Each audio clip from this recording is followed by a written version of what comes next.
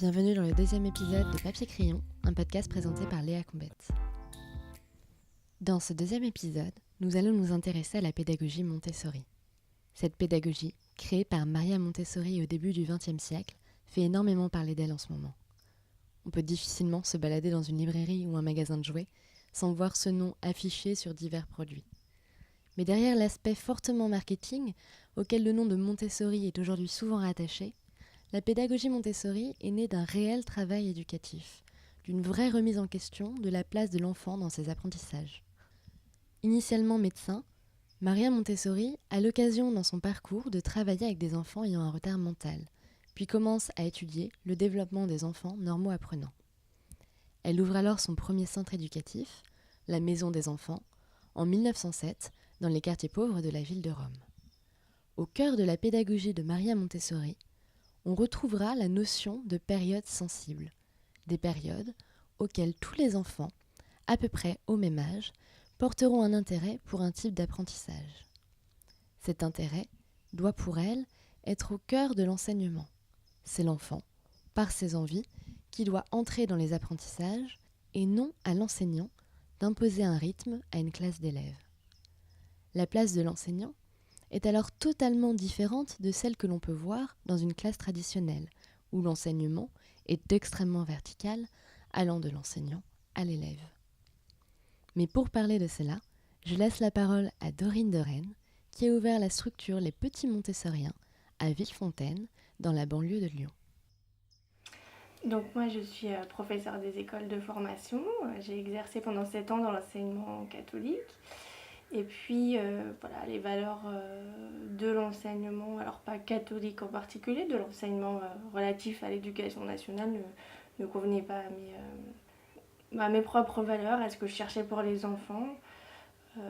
Donc j'ai décidé de prendre le large, de partir et d'ouvrir ma propre structure. Donc je me suis formée à Montessori et puis j'ai ouvert ma propre structure. Tout ça sur une année, donc c'était une année un petit peu intensive, avec à la fois assurer ma classe dans l'enseignement traditionnel et puis la formation et le montage de la structure. Et puis voilà, aujourd'hui j'en suis là, ça fait 2 ans que je suis partie. Et vous enseignez à des enfants de quel âge ? Moi j'ai eu tous les niveaux de classe quasiment, et puis j'ai fait surtout du cycle 3 enfin, et puis maintenant je suis sur 3 saisons, voilà. Et qu'est-ce qui vous a amené à vous intéresser à la pédagogie Montessori en particulier et pas à une autre pédagogie alternative comme Freinet ou Steiner par exemple ? Moi, je dirais que c'est une pédagogie que je connaissais déjà par ma formation, heureusement on nous en parle un tout petit peu. Voilà, j'avais entendu parler de la tour rose, de ce genre de choses, mais très très très succinctement dans ma formation initiale. Mais quand je suis tombée enceinte et que j'attendais mon petit garçon, effectivement, dans tous les cercles de parentalité, on parle des pédagogies alternatives et principalement de Montessori. Et moi, ce qui m'a beaucoup plu chez Montessori par rapport aux autres pédagogies alternatives, je dis pas qu'elles sont moins bien, mais moi, ce qui m'a plu, c'est le côté très carré, très mathématique et très, très scientifique, et surtout qui laisse une place à la discipline personnelle, hein, c'est pas l'adulte qui amène la discipline, mais discipline quand même, on n'autorise pas, l'enfant va pas monter sur les tables, l'enfant ne fait pas ce qu'il veut, l'enfant ne fait pas n'importe quoi. Donc moi, ce que j'ai retenu de ça, c'était un grand respect de l'enfant, mais dans un cadre et dans de la discipline. Donc c'est ce qui m'a le plus plu, et on a commencé avec notre petit garçon quand j'ai été enceinte et quand il est né, puis après ça a pris de l'ampleur, voilà. Et quand on n'a pas spécialement ni les moyens ou l'envie de monter sa propre structure, c'est possible de mettre en place des choses dans sa classe ou c'est quand même freiné par les inspecteurs ou les directeurs ? Je dirais que ça dépend. Pour ma part, j'ai été inspectée par une personne qui m'a interdit de pratiquer Montessori. Alors elle n'avait pas le droit de me l'interdire, donc ça n'a rien changé, mais c'est écrit sur mon rapport. Par contre, d'autres inspecteurs sont très très ouverts à ça. Il y a même des départements qui sont pionniers dans l'ouverture de classes Montessori. Je sais qu'il y en a une par ici, école publique. C'est très très chouette, tout ce qu'elles font. Les filles sont toutes formées, elles font des choses vraiment très très sympas, avec appui de l'inspecteur. Si l'inspecteur change, il peut leur demander de ranger leur matériel dans le placard. Elles le feront ou pas, mais voilà, c'est un petit peu délicat. Et faire des choses dans sa classe, souvent le souci c'est que la collègue d'avant et la collègue d'après, elles, fonctionnent en traditionnel. Et Montessori, c'est quand même une cohérence globale. On marche en plan de développement. Et donc, le 0-6 ans, c'est le premier plan. Euh, les enfants, bon, il y a quand même une cohérence dans le 0-6 ans, puis ensuite dans le 6-12 ans. Et si au milieu de ça, on a une classe Montessori, puis pouf, l'année d'après, il n'y a plus rien, moi, de mon avis, tout le monde n'est pas d'accord avec moi, mais moi, je pense qu'il vaut mieux ne rien faire que faire des bouts de ficelle qui vont être détruites l'année suivante. Je trouve ça très, très dommage pour l'enfant. Euh, Qu'est-ce qu'il en retire, lui, qu'il a passé une bonne année, il a eu de la liberté, il a eu plein de choses, puis l'année d'après, pouf, tout s'en va. Je trouve que c'est pire, en fait, que de ne rien faire. Et dans les pratiques enseignantes, ça change vraiment par rapport à ce que vous viviez dans l'école publique? Bah, c'est le jour et la nuit, voilà. Je pense qu'il n'y a pas de comparaison possible. Je mets pas en cause les enseignants ou quoi que ce soit. Moi, ce que je mets en cause, c'est le système dont les enseignants, pour moi, sont victimes. Donc, je critique pas du tout les enseignants.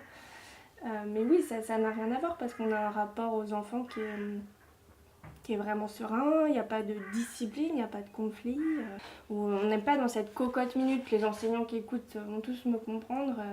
Une classe, c'est une cocotte minute. On a l'impression d'être dans cet espace restreint, sous pression, avec parfois plus de 30 élèves. Ça dépend des endroits, mais parfois plus de 30 élèves.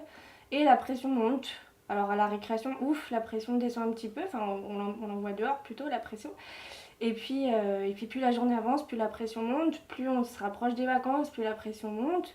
Et c'est une impression qu'on a tous d'être dans cette cocotte minute et mentalement c'est épuisant, c'est terrible, vraiment. Et ça vient pas du nombre d'enfants, ça vient plutôt des conditions dans lesquelles on va accueillir un grand nombre d'enfants qu'on va enfermer dans une petite pièce à faire des choses qu'ils n'ont pas envie de faire. Donc effectivement, personne ne s'y retrouve. Tandis que là, il y a une grande liberté. Moi, j'ai plus jamais eu ce sentiment de cocotte minute où, puisque l'enfant, finalement, il fait sa petite vie. Voilà, nous, on est là pour observer, guider, mais il n'y a plus cette contrainte qui fait que à la fin de la journée, on est sur les rotules. Je me rappelle, j'avais écouté une émission, ou c'était peut-être un TEDx, je sais plus, sur ce qu'ils appellent les écoles démocratiques, donc les écoles où les enfants peuvent faire aussi ce qu'ils veulent. Il y avait l'exemple d'un enfant qui, pendant, je crois que c'était 7 ans, avait fait que aller pêcher au lac tous les jours. Et qui après était devenu fan d'informatique, et d'un seul coup s'était mis à faire de l'informatique vraiment de manière très répétée, et a acquis un niveau de malade par rapport à son âge. Est-ce qu'on n'a pas justement des enfants qui se détournent un peu des apprentissages classiques, entre guillemets, quand on les laisse faire ce qu'ils veulent, ou quand on leur laisse vraiment choisir ces activités comme ça? Est-ce que d'eux-mêmes, ils vont tous vraiment aller vers, par exemple, la lecture ou les mathématiques, des choses un peu fondamentales pour les apprentissages littéraires? C'est la grosse différence avec les écoles démocratiques. Alors, chacun en pense ce que l'on veut. Moi, je suis pas très calée sur les écoles démocratiques. Je sais globalement comment ça fonctionne, mais je ne donnerai pas mon avis parce que j'ai pas assez d'informations. Mais la différence entre, me semble-t-il, les écoles démocratiques et la pédagogie Montessori, mais Freinet également ou d'autres, c'est que la pédagogie de Maria Montessori est une pédagogie scientifique. Donc elle a observé les enfants et elle en a tiré des conclusions. Elle n'a pas observé une fois les enfants, elle les a observés pendant de très très nombreuses années, elle en a tiré des conclusions. Et donc elle a établi des tranches d'âge pour lesquelles les enfants ont un intérêt plus poussé pour ceci, pour cela, mathématiques, lecture et transvaser du riz et tout ce qu'on veut. Donc, oui, les enfants avant 6 ans, sauf exception, vont passer par ces apprentissages-là, mais de façon complètement naturelle. L'éducateur, son travail, c'est aussi d'identifier quels sont les freins à l'enfant. Ça peut être des freins d'origine familiale, d'origine psychologique, d'origine pathologique, d'origine éducative. C'est à l'éducateur de les identifier aussi pour lever ces freins, pour que l'enfant y suive son plan de développement qui est suivi par tous les enfants du monde. Voilà, tous les enfants du monde suivent globalement le même plan de développement. Tous les enfants marchent plus ou moins autour d'1 an, par exemple, partout dans le monde. Voilà, donc c'est un peu le même principe pour les apprentissages. Ça a été vraiment bien expliqué par Maria Montessori dans ses ouvrages. Et donc, normalement, avant 6 ans, les enfants sont tous passés par ces étapes de développement, sauf pathologie particulière, sauf frein que l'éducateur n'aura pas réussi à lever. Donc vous, ça vous est jamais arrivé d'avoir un enfant qui, par exemple, à 6 ans, ne s'était encore jamais intéressé à la lecture ou n'avait jamais utilisé des jeux mathématiques? Si, la lecture, j'ai eu une fois, voilà, ça j'ai eu. Ça a été un petit peu délicat parce qu'il fallait faire un choix avec les parents, c'est-à-dire que moi je travaille quand même en coopération avec les parents. Ça inquiétait beaucoup les parents. C'était important pour eux. C'est peut-être pour ça que l'enfant voulait pas d'ailleurs, parce que c'était important pour les parents.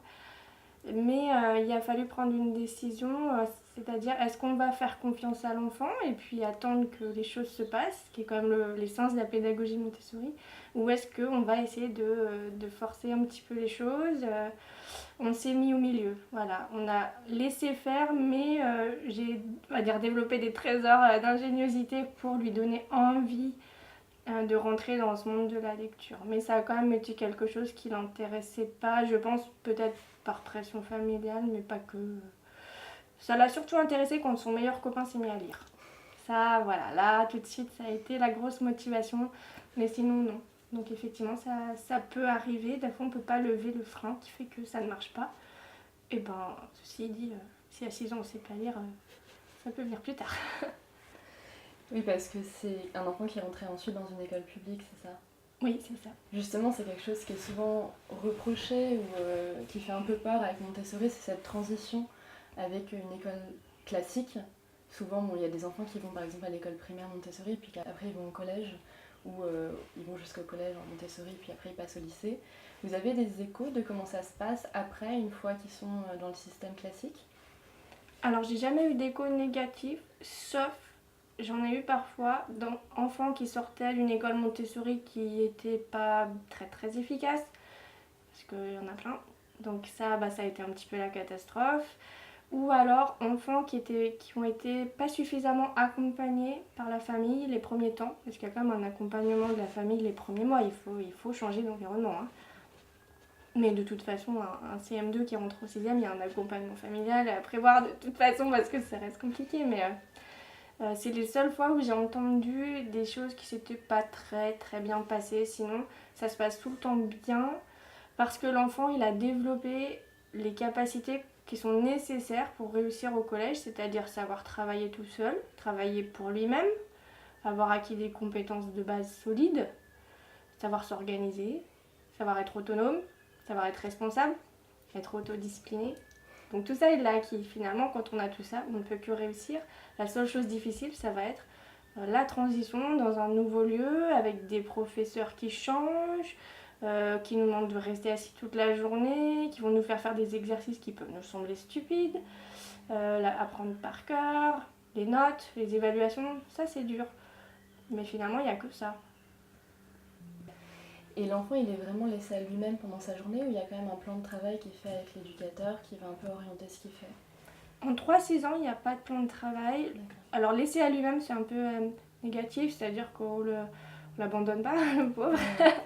L'enfant est le guide de l'éducateur qui va en retour aider l'enfant à rester sur son chemin ou à atteindre son chemin. Parfois, ils sont un peu loin du chemin. Donc, finalement, l'éducateur, il va regarder ce que renvoie l'enfant et puis il va le guider en disant voilà, j'ai observé ça, donc je vais te proposer ça. Enfin, il va pas le verbaliser à l'enfant, mais en tout cas, c'est ce qu'il va penser. Je vais te proposer tel matériel parce que j'ai observé ça. Donc finalement, l'enfant guide l'éducateur, mais l'éducateur ne laisse pas un enfant tourner en rond, à pas savoir quoi faire. Il va laisser la liberté à l'enfant de tourner en rond s'il en a besoin. Mais par contre, s'il voit qu'il tourne en rond parce qu'il n'est pas sur son chemin et qu'il n'est pas dans une bonne dynamique, là, il va intervenir, proposer des choses à faire. Mais il n'y a pas de... Moi, j'arrive le matin, je ne sais pas de quoi va être faite ma journée, je ne sais pas ce que je vais faire. J'ai dans ma tête la progression, je sais où en est chaque enfant, je sais où j'aimerais l'emmener. Mais après, ce qui va se passer, je ne sais pas exactement. En 6-12 ans, c'est un petit peu plus guidé quand même. Parfois, il y a des plans de travail qui sont mis en place. Parfois, non. C'est un petit peu plus cadré, mais ça reste quand même une grande liberté de manipulation et d'apprentissage. Et à la base, la pédagogie Montessori, c'était une pédagogie qui était justement faite pour les plus petits. Maintenant, on voit que ça va s'élargir à la primaire, au collège, même au lycée parfois. Est-ce que c'est vraiment adapté à ces tranches d'âge-là ou est-ce que c'était fait pour les petits? C'est parce que c'est quand même le plus adapté à eux? C'est vrai que Maria Montessori, son travail a porté sur le 3-6 ans. Enfin, non, son travail n'a pas porté que sur le 3-6 ans, mais l'essence a porté sur le 3-6 ans. Le gros de ses observations ont été sur le 3-6 ans. Après, elle s'est ouverte au bébé, elle s'est ouverte aussi aux plus grands, donc il y a des travaux. Elle a quand même défini des travaux, des directives pédagogiques sur le 6-12 ans. Donc pour moi, oui, ça semble très adapté. Et au collège, ça me semble encore plus adapté parce que l'enfant rentre à nouveau dans une phase compliquée de son développement sur ces 3 années-là un petit peu critiques de puberté et autres difficultés. Donc ça me semble encore plus approprié d'avoir face à soi des adultes bienveillants qui vont répondre à nos besoins. Finalement, l'adolescent, il est encore moins capable de tolérer qu'on ne réponde pas à ses besoins qu'un enfant de 8-10 ans. L'enfant de 8-10 ans, il est plus calme, il est plus serein, il est capable de faire son petit bonhomme de chemin. L'adolescent, il traverse une phase qui est compliquée. Si on peut répondre à ses besoins, ça me semble plutôt approprié. Ce qu'on ne fait pas au collège classique. Et donc, ce qui donne ce qu'on observe, les difficultés qu'on observe. C'est vrai qu'il y a un gros avantage, c'est que c'est plus adapté à chaque enfant, parce qu'on va avoir vraiment ce côté pédagogie individualisée, entre guillemets. Mais est-ce qu'ils arrivent quand même à avoir une cohésion de groupe dans les classes, à se sociabiliser entre eux, ou est-ce que c'est vraiment plus des travaux qui les amènent à être un peu tout seuls quand ils travaillent la journée ? Et bien justement, on est toujours dans ce respect du besoin de l'enfant. Donc déjà, il y a différents caractères d'enfants, des enfants plus solitaires que d'autres, ce qu'on va complètement respecter. Mais dans le 3-6 ans, on est sur le travail individuel, globalement, parce que c'est le besoin de l'enfant dans cette tranche d'âge-là. Il a besoin de faire tout seul pour lui-même répéter, refaire. Les autres, honnêtement, ça m'intéresse très moyennement. C'est pour ça que quand on parle de socialisation d'un enfant avant 6 ans, c'est important de le mettre dans le groupe, la crèche c'est important, ça socialise. Moi, je suis pas trop d'accord parce que c'est pas le besoin de l'enfant. La socialisation, elle est importante, mais elle n'est pas fondamentale, c'est pas ce qu'il va rechercher à ce moment-là. Par contre, dans le 6-12 ans, on rentre dans un besoin de socialisation important, et ça, Maria Montessori, elle en a beaucoup parlé. Donc en 6-12 ans, on favorise le travail de groupe. Le travail individuel, je dirais pas qu'il disparaît, parce qu'il existe, hein, mais l'enfant de lui-même va passer de je travaille tout seul à je travaille avec d'autres.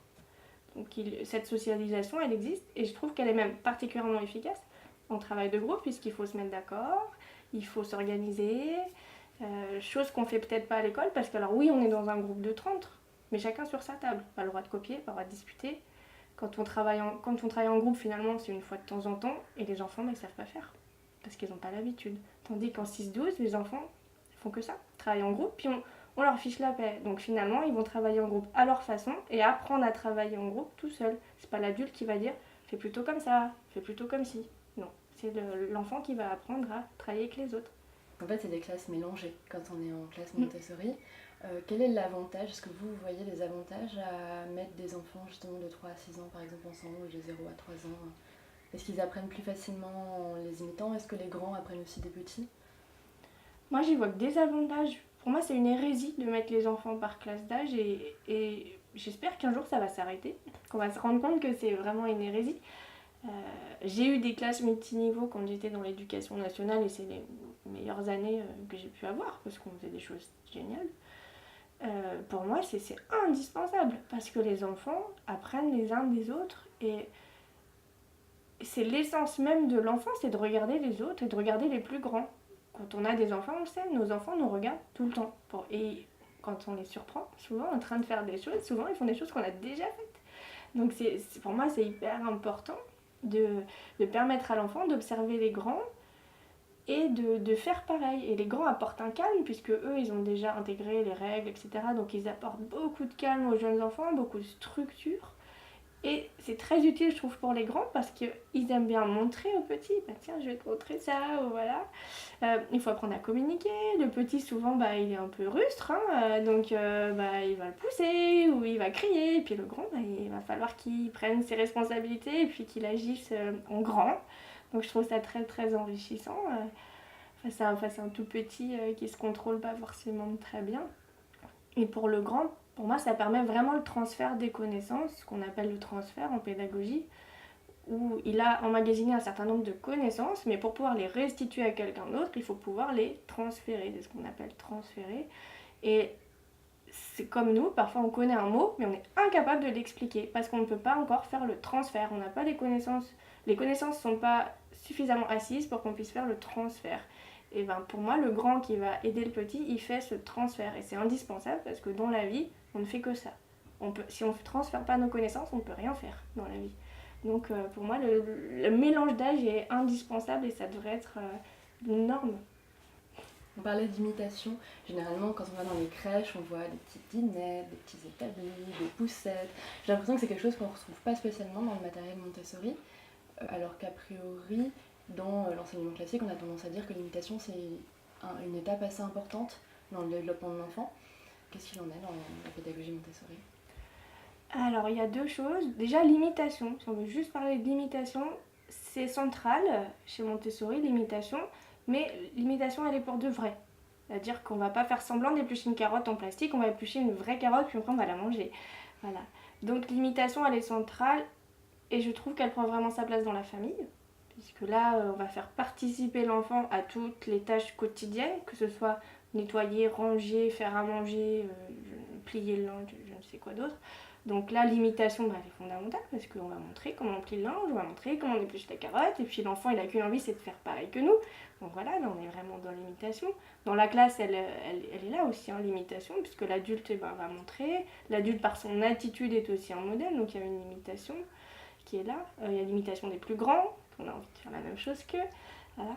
Mais par contre, tout ce qu'on appelle jeu d'imitation, effectivement, ça fait grand débat dans les sphères montessoriennes, puisque Maria Montessori, elle, dans ses travaux, avait effectivement, d'une certaine façon, proscrit ces jeux d'imitation, mais pas par une décision arbitraire.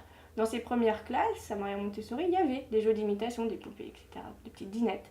Et puis elle s'est rendue compte que les enfants s'en détournaient complètement naturellement, ils s'en servaient pas, du tout. Ça prenait la poussière. Donc elle les a retirés, et personne ne s'est jamais rendu compte qu'elle les avait retirés, ça ne servait à rien. Donc elle en a déduit que les enfants n'en avaient pas besoin, et ce qu'ils avaient besoin de faire, c'était pour de vrai. Voilà, le fondement est là. Mais aujourd'hui, on a quand même affaire à d'autres enfants qui sont éveillés d'une autre façon.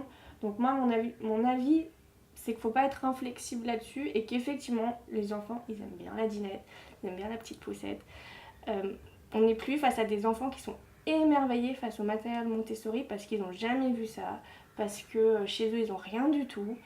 C'est une autre génération d'enfants, donc on ne peut plus être aussi inflexible que l'était Maria Montessori à son époque.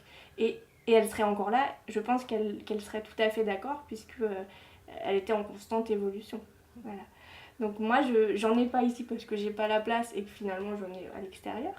Mais si j'avais la place, effectivement, il y en aurait et les enfants s'en serviraient avec plaisir. Et mon fils en a. Et c'est peut-être les meilleurs moments qu'il passe puisqu'il adore jouer avec ça. Après, chez les Montessoriens, ça fait débat. Il y a ceux qui lisent Maria Montessori comme la Bible et donc non, on ne peut pas mettre de jeu d'imitation. Maria Montessori a dit non. Puis il y a ceux qui sont plus ouverts et qui sont plus dans l'évolution. Il y a chacun son école. Pour moi, chez Montessori, ce qui est bon pour l'enfant, c'est pas le matériel. C'est l'attitude de l'éducateur et l'ambiance globale de la classe, le respect qu'on va lui apporter. Ça, c'est ce qui est intéressant. Finalement, on pourrait tout à fait se passer du matériel Montessori. On pourrait être dans une classe publique lambda avec le matériel lambda, mais avec un état d'esprit montessorien qui ferait que ça fonctionnerait très bien. Alors, ça serait très dommage de se passer du matériel montessorien parce que c'est un matériel de génie. Enfin, la femme qui a conçu ça, c'est du pur génie. Quand on connaît vraiment bien le matériel, moi, ça me surprend toujours. Même aujourd'hui, je regarde le matériel, je vois les enfants s'en servir. Je me dis, mais oh mon Dieu, comment elle a pu s'imaginer une chose pareille. Donc ça serait dommage de s'en passer. Mais c'est pas ce qui est fondamental. C'est pas ce qui est fondamental, c'est un état d'esprit. Et donc les parents, les enfants gagneraient plus à être élevés dans un état d'esprit d'ouverture montessorienne sans matériel, plutôt que d'avoir des parents qui vont être un peu punitifs ou un petit peu rigides, mais qui vont acheter un cahier de vacances Montessori, quoi. Et là, pour moi, ça n'a pas de sens.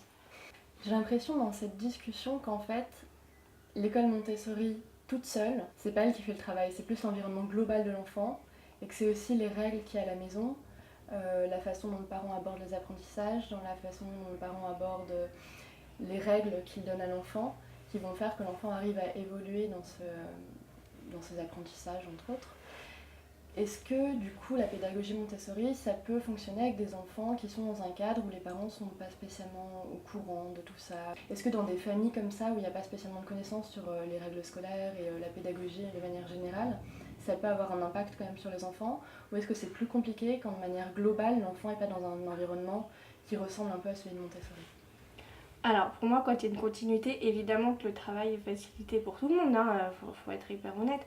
Mais ça ne veut pas dire que l'enfant qui est élevé dans un cadre plus traditionnel va pas bénéficier, bien sûr que si. Mais là, il faut un éducateur qui soit un tout petit peu chevronné et qui ait vraiment une observation fine de l'enfant. L'éducateur débutant, il va peut-être avoir des petits soucis, mais ça sera formateur pour lui. Mais il faut vraiment avoir cette observation fine de l'enfant pour voir ce dont je parlais tout à l'heure, les freins. Quels sont les freins? Certains sont d'origine éducative et familiale, donc il va falloir lever les freins. Pas forcément en coopération avec les parents, parfois on ne peut pas. Mais à l'école, il va falloir que l'enfant intègre que ces freins-là, ils n'ont pas lieu d'être. Donc ça demande un petit peu de maîtrise de la part de l'éducateur, mais il n'y a pas de souci. On arrive à la dernière question maintenant. Si vous deviez conseiller une œuvre ou des œuvres à nos auditeurs? Je dirais que pour le parent qui est capable de se lancer dans une lecture un petit peu ardue, parce que Maria Montessori c'est quand même vieux, donc il y a des mots compliqués, enfin il faut se lancer quoi. Je dirais L'Enfant de Maria Montessori parce que ça ouvre sur la vision de l'enfant. Qu'est-ce que l'enfant pour les Montessoriens? Parce que le matériel, à vrai dire, c'est accessoire. Pour un adulte, peut-être enseignant, je dirais la pédagogie scientifique, parce que là, ça parle plus du matériel, mais quand même, c'est indispensable d'avoir la vision de l'enfant, donc voilà, je sais pas.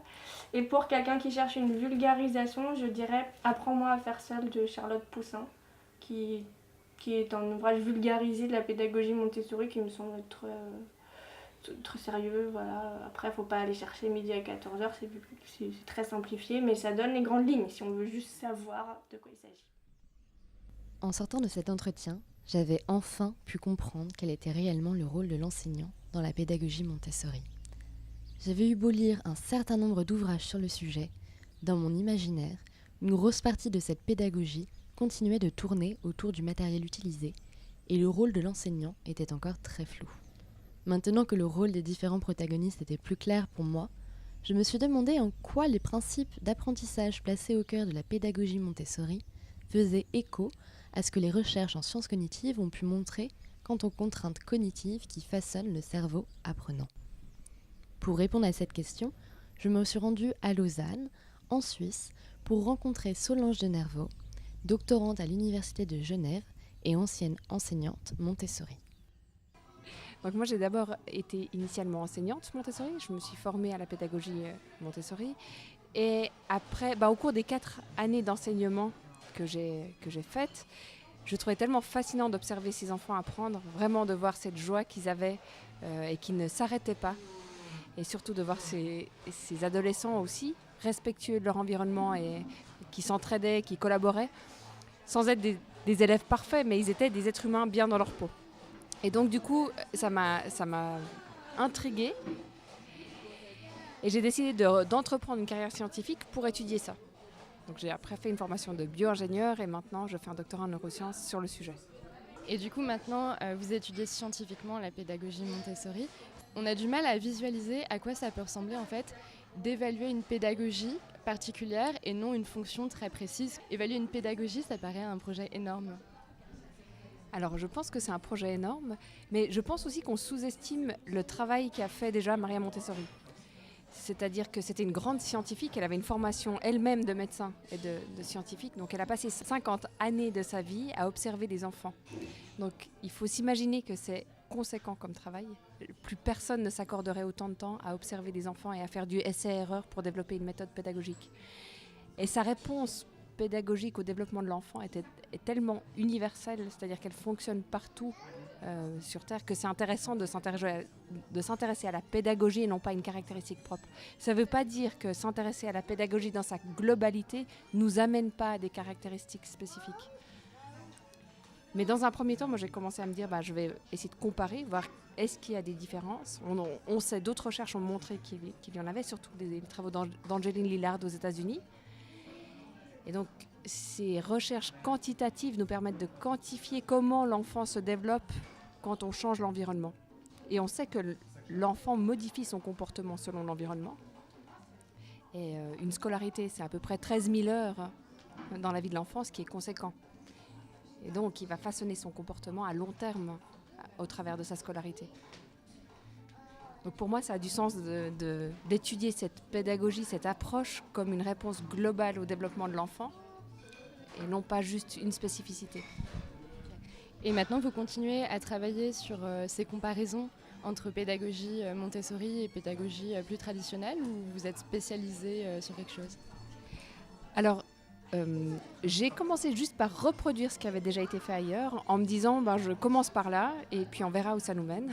Et en fait, petit à petit, ça nous oriente vers quand même des sujets plus spécifiques, comme par exemple la relation à l'erreur. Et maintenant, on est très intéressé de regarder comment les élèves construisent leur relation à l'erreur dans un système traditionnel par rapport à un système Montessori, qui ont quand même des approches pédagogiques très différentes dans les apprentissages par rapport à ça. On est aussi intéressé à la récompense et à la motivation intrinsèque par rapport à la motivation extrinsèque de l'élève. Et donc, on a quand même quelques questions assez spécifiques qu'on essaie de regarder pour essayer de raffiner cette comparaison. Et c'est quoi motivation intrinsèque et extrinsèque ? Alors, la motivation intrinsèque, c'est tout ce qu'on va faire pour nous-mêmes, pour soi, parce qu'on a un intérêt profond pour le sujet. Une motivation extrinsèque, c'est tout ce qu'on va faire pour une raison extérieure. Une bonne note, par exemple. Quand on est motivé à faire une bonne note, c'est de la motivation extrinsèque, alors que quand on est motivé à faire un beau travail parce qu'on aime ce qu'on est en train de faire, c'est de la motivation intrinsèque. Et ce qu'on souhaite à tous les élèves de développer, parce qu'on sait que c'est ça qui est plus porteur dans le futur, et ce qui amène à être plutôt orienté vers le processus et non pas le résultat. Et toute personne qui est orientée vers le processus et le plaisir de faire, eh bien, a donc un état d'esprit assez ouvert. Et donc, ça a énormément de répercussions positives sur la vie en général. Et qu'est-ce qu'elles montrent, du coup, ces recherches sur Montessori en particulier, dans la relation à l'erreur ou dans la motivation des élèves ? Alors, on était donc dans notre comparaison basique entre élèves traditionnels et élèves Montessori. Donc, on retrouvait des différences en termes de résultats académiques, en termes de créativité, en termes de bien-être à l'école, mais pas vraiment en termes de fonction exécutive. Donc ça a été le point de départ de notre réflexion de se dire il y a quelque chose d'intéressant qui se passe là, parce que jusqu'ici tout le monde dit c'est grâce aux fonctions exécutives de l'élève qu'il est bon. Et donc nous on est allé creuser ça et on a vu que en fait pour être bon à l'école, effectivement il fallait des bonnes fonctions exécutives, mais ça ne suffisait pas, il fallait aussi de la créativité. Donc on est en train d'explorer tous les processus de créativité, mais pas de la créativité artistique, mais vraiment de cette créativité de penser, d'être capable de penser de manière créative. Et pour être un bon mathématicien, effectivement, il faut être créatif. Pour être quoi qu'on fasse, il faut une pensée créative. Et donc, on est en train de regarder cette pensée créative, comment elle se forme, comment elle s'élabore chez les élèves Montessori par rapport à des élèves traditionnels. Et on regarde leur fonctionnement exécutif intrinsèque, tout ce qu'ils font pour eux-mêmes. Donc tout là où ils décident de diriger leur contrôle exécutif par eux-mêmes et pour eux-mêmes. Et donc là, on retrouve des différences par rapport à un système traditionnel. Et c'est quoi exactement les fonctions exécutives ? Donc les fonctions exécutives, c'est un peu un terme parapluie, un terme à la mode, mais qui a beaucoup fait parler de lui parce qu'on se rend compte qu'avoir des bonnes fonctions exécutives, c'est beaucoup plus important que le QI dans la réussite scolaire. Et donc ces fonctions exécutives, c'est quoi ? C'est à la fois la capacité de se contrôler, de planifier nos actions, d'avoir un but, de tenir nos objectifs, de s'organiser en conséquence. Et ça regroupe l'inhibition, la mémoire de travail, donc tout ce qu'on mémorise pour le garder à plus long terme, et la flexibilité mentale, donc notre souplesse d'adaptation. Et ces fonctions, du coup, elles seraient plus développées chez les élèves Montessori ? Alors non, on ne retrouve pas de différence entre école traditionnelle et école Montessori. Ce qui veut dire que quand même, on a mis beaucoup d'importance ces dernières années sur ces fonctions exécutives et on se rend compte que dans nos cultures et dans notre société actuelle, elles sont quand même bien développées chez les enfants. Et si on y réfléchit un peu plus, c'est assez logique. Il y a beaucoup d'enfants qui ont accès à un sport en dehors de l'école ou à un instrument de musique. Donc on sait que ça a beaucoup d'effets bénéfiques sur les fonctions exécutives. Donc on a quand même un support d'entraînement qui est déjà assez existant dans notre dans nos vies actuelles. Là, on retrouve des différences, c'est plus subtil, c'est plus ces fonctions exécutives froides, c'est plutôt ces fonctions exécutives qui sont auto-dirigées par l'enfant. Donc ce qu'il décide par lui-même de faire comme choix et de toutes les décisions qu'il prend pour lui-même et qui décide de tenir. Et donc c'est un processus beaucoup plus créatif parce que ça fait appel au choix personnel et non plus au choix, on n'obéit plus à quelqu'un en appuyant le plus vite possible sur un bouton. On va décider par nous-mêmes jusqu'où on se pousse et notre résilience à surmonter des difficultés, etc. Donc c'est ce qui est très important. Et comment on mesure ça, la créativité des enfants ? Alors la créativité, il y a différentes tâches qui existent. Nous, on utilise une tâche qui a été développée en France par Todd Lubart et Maud Besançon, qui ont beaucoup travaillé sur la créativité et notamment qui ont fait une étude par rapport à Montessori, où ils ont montré que les élèves Montessori, au cours de 2 années, donc c'était une étude longitudinale dans le temps, ils ont montré que les élèves Montessori développaient une plus grande créativité. Et donc nous, on a repris leurs tâches et on demande à l'enfant, donc on mesure la créativité convergente, qui est la capacité d'intégrer des éléments existants et de créer quelque chose de nouveau à partir d'éléments existants. Et on mesure aussi la créativité divergente, qui est la capacité de partir de quelque chose d'existant et de générer quelque chose de nouveau d'optimiser quelque chose qui existe déjà. Et donc, dans l'occurrence, on a pris un test, c'est du dessin. Et la capacité de l'enfant d'utiliser des formes abstraites pour soit créer quelque chose de nouveau ou innover à partir d'une forme existante.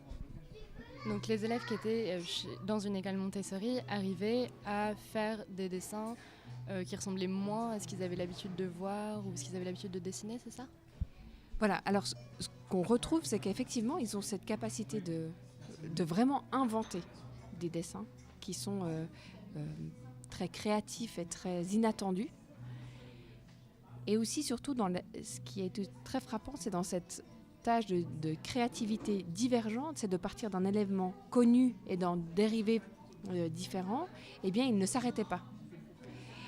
Et ce qui nous a frappé, que ce soit moi ou les assistants de recherche qui venaient avec moi, c'est tout d'un coup, dans un système traditionnel, on entend les enfants dire « Voilà, j'ai fini, qu'est-ce que je fais maintenant ?» Ou alors on leur dit « Tu fais ce que tu veux », puis ils disent « Mais comment ça, qu'est-ce que je veux ? C'est quoi qu'on doit faire ?» Et ils ne perdent cette créativité innée, c'est-à-dire leur décision de qu'est-ce qu'ils vont faire de leur temps.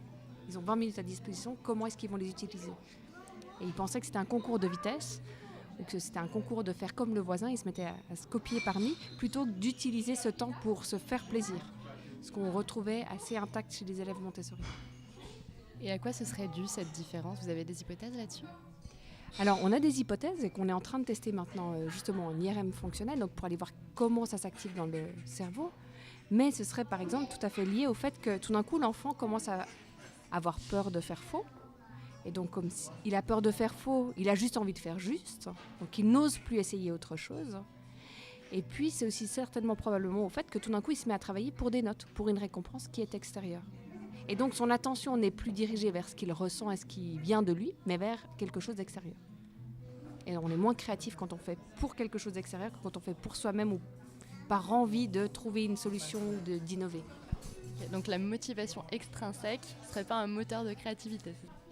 Alors, c'est à vérifier justement si la motivation extrinsèque, et c'est ça qui nous intéresse, c'est de regarder d'un point de vue cérébral, dans le cerveau, qu'est-ce qui s'active quand on fait quelque chose pour l'extérieur par rapport à quand on fait quelque chose pour soi-même.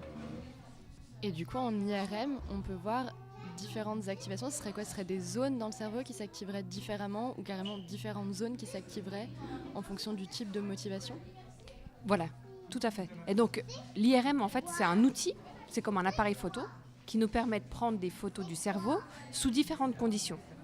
Comme il y a différents temps d'exposition ou toutes ces variables-là avec lesquelles on peut jouer sur un appareil photo, c'est la même chose dans un IRM.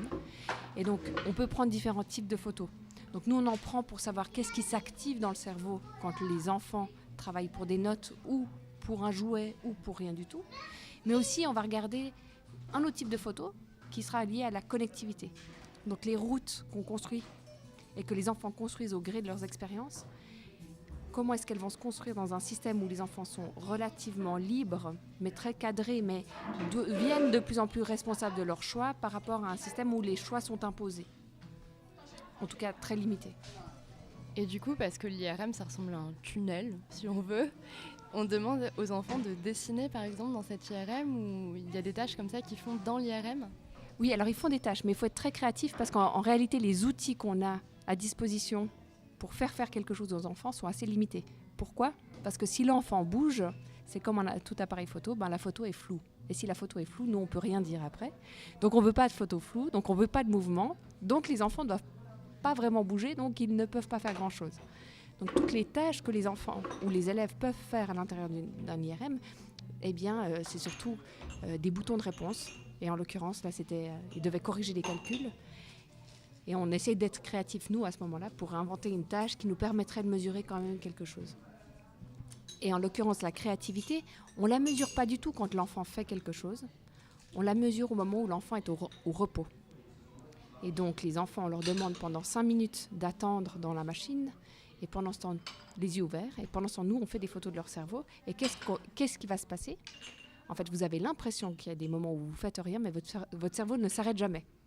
Et quand vous n'avez pas une attention qui est dirigée sur quelque chose ou sur une activité, vous êtes dans un mode qu'on appelle un mode par défaut. Et ce mode par défaut est extrêmement important pour la créativité. Et donc, on utilise ce moment où l'enfant ne fait rien dans l'IRM pour faire des photos, pour regarder qu'est-ce qu'il va activer, quel genre de réseau il va activer dans son cerveau à lui, et si le mode par défaut ressort, ce qui pourrait expliquer la créativité. On pourrait voir dans le cerveau si l'enfant est en train d'imaginer des choses ou est juste en train d'attendre, c'est ça ? Alors, on ne saura jamais ce que les enfants pensent. Par contre, on saura s'ils activent. En fait, c'est comme si on avait beaucoup de routes dans le cerveau. Et puis, elles s'activent. Si on décide d'aller, par exemple, dans un arrondissement, on va utiliser certaines routes qui seront toujours les mêmes. Si on décide d'aller dans un autre arrondissement, on va utiliser d'autres routes qui seront toujours les mêmes. Et on appelle ça des réseaux. Et on a différents types de réseaux. Quand on est attentif ou concentré sur quelque chose, on va utiliser le réseau qui s'appelle exécutif. C'est celui qui exécute des choses. Quand on est un peu perdu dans nos pensées, on va utiliser le mode par défaut, qui est un mode extrêmement important. Et nous, on va regarder justement quel réseau s'active spontanément dans le cerveau de l'enfant qui ne fait rien. Et essayer de comprendre comment est-ce qu'on peut expliquer nos mesures, que ce soit nos mesures de créativité ou nos mesures de tâches exécutives, par rapport à cette activation spontanée. Et le fait qu'ils puissent potentiellement être plus créatifs, ces élèves en école Montessori, ce serait lié à quoi ? Ce serait lié à la liberté qu'ils ont dans les classes ? Alors, la liberté, mais il faut comprendre que c'est une liberté qui est extrêmement cadrée. Et je pense qu'au-delà de pour bien comprendre cette liberté, il faut savoir que c'est des élèves qui, depuis le plus jeune âge, quand ils font des choix, ils doivent en assumer la responsabilité.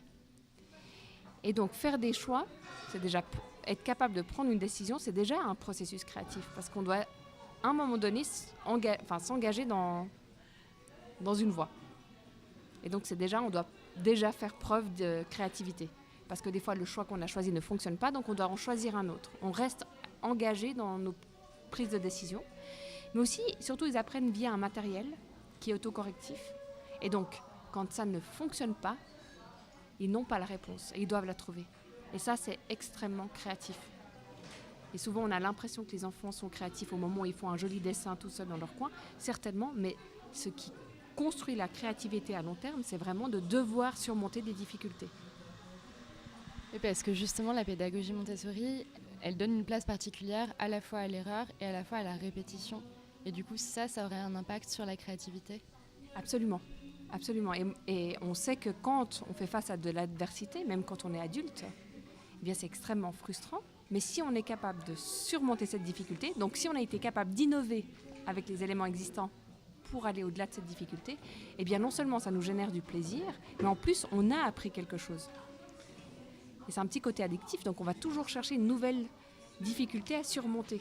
Ce qui fait que ces élèves Montessori, dans une classe, ne s'arrêtent pas de travailler, deviennent vraiment des bourreaux de travail parce qu'ils vont rechercher la prochaine difficulté. Et en plus de ça, ils commencent à devenir de plus en plus performants dans leur innovation et de plus en plus structurés. Et ces études-là, elles se font chez des enfants qui ont quel âge ? Alors, elles ont déjà été montrées donc, chez l'étude de Besançon et Lubart, chez des élèves, sauf erreur, entre 9 ans et 10 ans, ils ont suivi sur 2 ans. Et nous, on a une cohorte qui va entre 5 ans et 13 ans. Et puis, je sais que si Angeline Lillard aux États-Unis a aussi étudié la créativité, enfin les processus créatifs chez les jeunes enfants entre 4 et 6 ans, sauf erreur, et puis chez les plus âgés entre 10 et 12 ans. Et ce seraient les mêmes processus, du coup, quel que soit l'âge qui rentrerait en jeu ? Alors peut-être pas les mêmes processus, parce que bien sûr, le cerveau de l'enfant s'est construit entre 5 ans et 12 ans. Par contre, et c'est un peu ce qu'on est en train de regarder maintenant, il y a peut-être des fondations qui se font dans les très jeunes années qui sont extrêmement importantes. Et notamment par rapport à l'erreur, si on commence très très jeune à associer le fait de faire foi à quelque chose de pas bien et de pas bon, eh bien très rapidement les élèves se désengagent de ces processus créatifs qui sont un peu plus exploratoires. Et donc ces très jeunes années seraient peut-être cruciales pour les fondations de la créativité, ce qui serait peut-être moins visible plus tard. Et justement, en parlant d'âge, Maria Montessori, elle parlait beaucoup d'étapes de développement, voilà, c'est ça le terme que je cherchais, avec par exemple les 3-6 ans, et durant cette étape de développement, les enfants s'intéressent généralement à la lecture, puis c'est les 6-12 ans, je crois. Est-ce que les neurosciences ou les sciences cognitives de manière générale se sont intéressées à ces étapes de développement ? Est-ce qu'elles ont confirmé qu'il y avait vraiment une espèce de cycle comme ça, avec des regroupements d'âge ? Alors, il y a beaucoup d'études justement sur ces cycles d'âge, etc. C'est un peu controversé. Je n'ai pas réussi à trouver des références qui sont très cohérentes. Par contre, oui, il y a plusieurs études qui ont montré qu'effectivement, il y avait des phases de développement qui rejoignent ce que Maria Montessori avait dit. Et quand elle parle, par exemple, de périodes sensibles, elle avait d'ailleurs dessiné un graphique sur les périodes sensibles. Et il se trouve que maintenant, il y a des études en synaptogenèse, donc qui montrent à quel moment les connexions entre les neurones se font. Et en fait, ces connexions, ces pics de connexion, eh bien, rejoignent exactement les périodes sensibles qu'elle décrivait. Et si à un moment donné, elle parlait de la période sensible pour les petits objets, eh bien, on sait qu'il y a un pic de connectivité synaptique dans l'aire visuelle chez les enfants. Et c'est pour ça que tout d'un coup, ils voient les fourmis. Nous, on n'arrive même plus à les voir, mais ils ont une autre forme de vision qu'on n'a plus. Et donc, elle l'avait reporté d'un point de vue simplement empirique, en ayant observé des enfants. Elle disait, mais ils sont tous attirés par les petits objets dans ces âges-là. Et en fait, on a retrouvé par des études bien plus tardives qu'effectivement, il y avait des pics de connectivité cérébrale qui correspondaient à la vision à ces âges-là. Et donc, des études comme ça, il y en a eu plusieurs. On sait aussi d'un point de vue développemental que l'enfant, entre 3 et 6 ans, il a certaines caractéristiques, que tout d'un coup, vers 6 ans, il commence à avoir tout ce qui est conflits socio-cognitifs qui apparaissent. Et donc, il a envie d'être en groupe, il aime se disputer, il aime se réconcilier. Et donc, ces tranches d'âge qu'elle avait regroupées se retrouvent. Quand on est dans une classe Montessori, généralement, c'est des classes multiniveaux. C'est quelque chose qui est plutôt préconisé dans le monde des sciences cognitives ou... Oui, alors on sait que en tant que tel, ça n'a certainement pas été étudié par rapport à Montessori, mais on sait que le fait d'être multi-âge présente énormément d'avantages. Les jeunes enfants vont être en permanence inspirés par les plus grands, et puis ça leur permet donc déjà, ils sont plus dans la comparaison, ils n'ont plus besoin d'être tous les mêmes au même âge, ils ont leur individualité qui a le droit d'exister, et en même temps, les plus âgés bénéficient du processus de devoir répéter. Ils expliquent beaucoup aux plus jeunes. Donc ça les valorise, mais ça les valorise d'une part, mais en même temps, c'est une sacrée responsabilité parce qu'ils doivent répéter juste. Et donc ça fait une synthèse de leurs connaissances. Et on n'est jamais plus fort que quand on a été capable d'expliquer quelque chose à quelqu'un. L'autre avantage, c'est que les enfants restent dans leur zone proximale de développement. Ils n'ont jamais ces zones où ils s'ennuient, ou ces zones où c'est trop facile ou trop difficile. Ils peuvent être exactement dans leur endroit d'apprentissage. Donc leur zone proximale d'apprentissage, elle est garantie avec ces multi-âges. Là, du coup, on parle beaucoup de la place de l'enfant dans une classe Montessori, mais l'enseignant a aussi une posture particulière par rapport à l'enseignement traditionnel. Est-ce qu'on arrive à avoir des études sur la place de l'enseignant, sur sa position bienveillante, par exemple, ou la manière dont il va indiquer quoi faire à l'élève? Est-ce qu'on sait un peu l'impact de toutes ces postures que peut prendre l'enseignant, ou est-ce que c'est trop compliqué parce qu'il y a trop de facteurs qui rentrent en compte pour être étudiés scientifiquement? Alors, moi, je connais quelques études qui ont été menées sur le type d'enseignement, donc si c'était très directif ou à l'inverse, on laissait les élèves beaucoup plus autonomes. Et ils ont montré que les élèves qui étaient laissés beaucoup plus autonomes, donc beaucoup moins d'apport de l'enseignant, d'apport directif de l'enseignant, eh bien, se portaient mieux. Non seulement dans le bien-être de la classe en général, mais étaient aussi beaucoup plus responsables de leur apprentissage et apprenaient beaucoup plus vite. Et pourquoi ? Parce qu'ils se sentent responsables de ce qu'ils sont en train de faire. Ils n'ont pas l'impression que quelqu'un va le faire pour eux. Donc ça, c'est des études qui ont été menées. J'ai pas connaissance en fait vraiment d'autres études là-dessus. Mais aussi, on sait aussi que si c'est moins dirigé, eh bien justement, ça promeut ces fonctions exécutives qui sont autodirigées. Donc les self-directed executive functions ont beaucoup plus leur place dans un milieu qui n'est pas guidé par l'adulte, mais où l'enfant est plus autonome et a plus de choix à faire. Et la troisième chose qui intervient, c'est le matériel, parce qu'il y a tout le matériel Montessori. Mais quelle est la place vraiment de ce matériel dans la pédagogie Montessori ?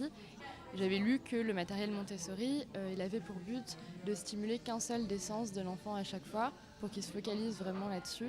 Est-ce que c'est quelque chose qui est préconisé ? Est-ce que c'était plus expérimental ? Alors à ma connaissance, par rapport au matériel, je crois qu'il n'y a pas d'études. Nous, on est en train on en a une en cours, mais qui est plutôt par rapport aux effets d'avoir utilisé le matériel Montessori sur le développement des sens. Et en fait, l'idée de Maria Montessori, c'était d'abord, les enfants avaient un raffinement sensoriel. Et c'était son idée de raffiner chaque point d'entrée sensoriel de l'élève et ensuite de les utiliser en combinaison. Donc de faire du multisensoriel plus tard. Et l'avantage du multisensoriel quand on doit mémoriser, c'est qu'on mémorise beaucoup mieux quelque chose qu'on a appris en utilisant plusieurs sens combinés par rapport à quelque chose où on a utilisé par exemple que le visuel. Donc on va mieux mémoriser ce qui était par exemple tactile et visuel ou alors audio-visuel que ce qui était simplement visuel. Donc écrire juste au tableau noir, ça ne va pas servir à l'enfant. Par contre, lui faire quelque chose en même temps, eh bien ça peut stimuler sa mémoire beaucoup plus. Donc on est en train de regarder les effets sur la mémorisation à long terme. Oui, en fait, vraiment, l'idée c'était d'abord, il y a une grande théorie qui dit c'est l'approche bayésienne des apprentissages. Donc on fait en permanence des hypothèses sur qu'est-ce qui va se passer. Très rapidement. Et c'est comme ça qu'on apprend. C'est-à-dire que si tout se passe comme on calcule que ça va se passer, eh bien, il n'y a pas de différence entre nos hypothèses et la réalité, donc on n'apprend rien. Et c'est d'où l'importance de faire des erreurs, parce qu'il y a un décalage entre ce qu'on hypothèse et la réalité, et c'est là où on va apprendre. Mais ces hypothèses-là, on les fait comment ? On les fait basées sur ce qu'on perçoit, donc sur ce que nos sens nous disent, et sur ce qu'on connaît. Et donc le jeune enfant ne connaît pas encore grand-chose. Et donc, il va faire quoi ? Il a besoin de ses sens extrêmement bien entraînés pour pouvoir percevoir son environnement correctement et apprendre. Et donc, c'était cette idée de raffiner ses sens, donc de raffiner ses points d'entrée de sa connaissance à l'environnement pour après être capable d'apprendre de manière très performante. Et on est en train d'évaluer ça. Je sais pas, moi je peux juste préciser, peut-être par rapport à l'erreur, que effectivement, je pense que la grande force de ce matériel, par rapport à ce qu'on disait du matériel, c'est que oui, c'est une question de raffiner les sens de l'enfant, mais plus tard, quand l'enfant commence à ses sens bien entraînés et qu'il peut vraiment correctement apprendre la suite, eh bien, je pense qu'une de ses grandes forces, c'est justement qu'il est autocorrectif. Donc l'enfant a un retour d'information de son erreur qui est neutre. C'est pas un adulte qui met un jugement de valeur, c'est l'enfant c'est juste, c'est factuel. Il voit que ça ne marche pas, donc il doit chercher. Et donc ça garde intact son esprit explorateur. Et donc sa créativité, et son envie de réussir et de surmonter la difficulté. L'autre chose, c'est que ça isole une seule difficulté à la fois. chaque matériel amène une difficulté. Et donc l'enfant a toujours un challenge, mais un challenge qui est accessible et qui est très clair. Il n'est pas confus par une masse d'informations. Et ça, c'est extrêmement important parce qu'on sait que le cerveau ne peut traiter qu'une seule information à la fois. Et donc, ça aide l'attention de l'enfant. Et c'est exactement sur quoi il doit se concentrer. Tout le reste a déjà été acquis. Et tout le reste qui a été certainement acquis, mais est consolidé à chaque fois parce que c'est un matériel qui est progressif. Donc, il va pouvoir répéter autant de fois qu'il a besoin. Mais tout ce qui est acquis, mais est consolidé la fois d'après avec la difficulté supplémentaire. Et donc, c'est un matériel qui est extrêmement puissant pour consolider les apprentissages et les favoriser. Et du coup, selon vous, c'est une pédagogie qui est adaptée à tout âge ou plus aux petites classes? Par exemple, on pourrait imaginer des lycées Montessori ou même des universités Montessori, qui sait. Ça existe à des endroits. Et puis, elle a énormément travaillé sur les 3-6 ans d'abord. Et elle disait, parce que pour elle disait qu'à 6 ans, l'enfant avait vraiment posé déjà les grandes bases. Ensuite, elle a continué selon les mêmes principes jusqu'à 12 ans. Et puis après, elle avait posé vraiment des grands fondements pour l'adolescence. Mais ce qu'il faut imaginer, c'est qu'il faudra de toute façon, si un jour on vient à penser à l'éducation de manière différente, il ne faut pas oublier que des élèves qui font un parcours Montessori, donc qui apprennent à être créatifs, à penser, qui ont un esprit critique, eh bien, vont certainement avoir besoin d'une autre forme d'université.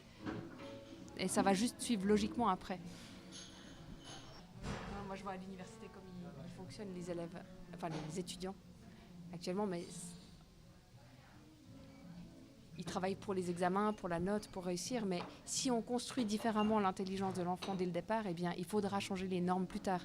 Mais disons que ces jeunes années sont tellement malléables et plastiques, et c'est vraiment c'est comme les fondations d'une maison. Donc, elles sont essentielles et ça devrait être la priorité de tout État d'investir dans ces jeunes années-là. Et du coup, je passe à ma dernière question. Si vous deviez conseiller un ouvrage ou plusieurs ouvrages à nos auditeurs, qui soient novices sur la question de Montessori ou qui soient déjà un peu formés ou qui se soient déjà intéressés à la question? Alors, un ouvrage qui est très bien, qu'elle avait écrit vers la fin de sa vie, dans un souci de communiquer de manière accessible sa pédagogie, en fait, avec une vue d'ensemble, c'est celui qui s'appelle Le Petit Manuel de la pédagogie Montessori, sauf erreur, qui a été traduit par Charlotte Poussin récemment. Et celui-là est très bien pour toute personne qui s'intéresse à la pédagogie puis qui a envie de comprendre un peu les fondements et le but des matériels. Ensuite, pour les parents, il y en a un nouveau qui est en cours de traduction, sauf erreur, mais qui s'appelle Mariam Montessori parle aux parents. Et en fait, c'est des conseils qui sont comment est-ce qu'on peut au quotidien modifier notre attitude pour que ça se passe de manière optimale. Et pour les gens qui connaissent déjà un peu et qui veulent aller un peu plus loin et dans l'aspect un peu plus global de ces idées, il y en a un qui s'appelle L'éducation à la paix et qui montre à quel point construire un enfant de manière optimale a des conséquences sur toute une société. Et il y a des ouvrages un peu vulgarisés en sciences cognitives sur les fonctions exécutives ou la créativité, où ça manque un peu en librairie. Alors, je ne vais pas dire que ça me manque un peu, parce que ce serait peut-être très très faux de ma part.